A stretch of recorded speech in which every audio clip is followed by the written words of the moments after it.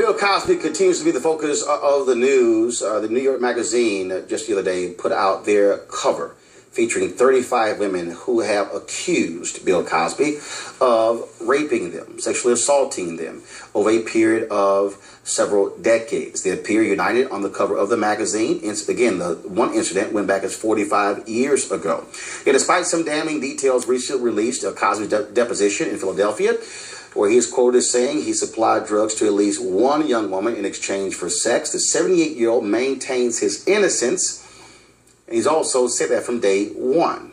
But the Cosby legal team and Bill Cosby himself, what he decided to do is fight back, as opposed to only fight in the court of public opinion. Monique Presley, attorney for Bill Cosby, joins us right now. Monique, glad you join us. It has been lots of things have happened since these accusations were rekindled last year. But the last 2 weeks have been totally different. This 2005 deposition that was leaked or obtained by various media outlets has Bill Cosby stating in it, accessing Quaaludes and giving them to women. Headline said Bill Cosby confesses. Bill Cosby admits to drugging women. This is a 1,000-page deposition. You say that was not what Bill Cosby said in the deposition. No, it was not what was in the deposition. And even the articles that had those headlines, and sometimes we don't read past the headlines, the articles showed where the statements in the deposition were that he gained access to a prescription for a then legal substance in the 70s, Quaaludes. And for those who were in the 70s or know anything about that period, the period when Mick and Bianca Jagger and others were partying and partying hard, that was one of the substances that was commonly used. It wasn't a powerful sedative the way that the media is toting it. Instead, it was a party drug, and one that Mr. Cosby testified honestly, candidly, that he had available and offered to a person who chose to accept it, and other testimony has verified that. And that's very different than the accusations that are out there, which are that he slipped something into women's drinks without their knowledge and then had non-consensual sex with them. And that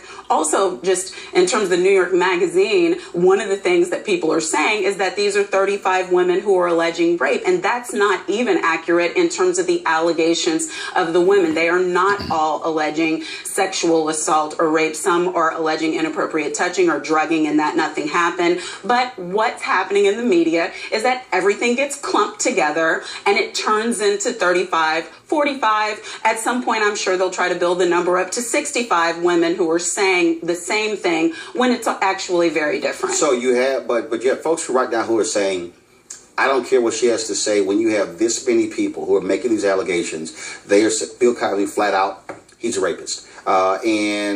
He's lost opportunities. They pulled two networks that pulled the Cosby Show off the air. You see the sign being placed outside the Museum of African Art where they have a display.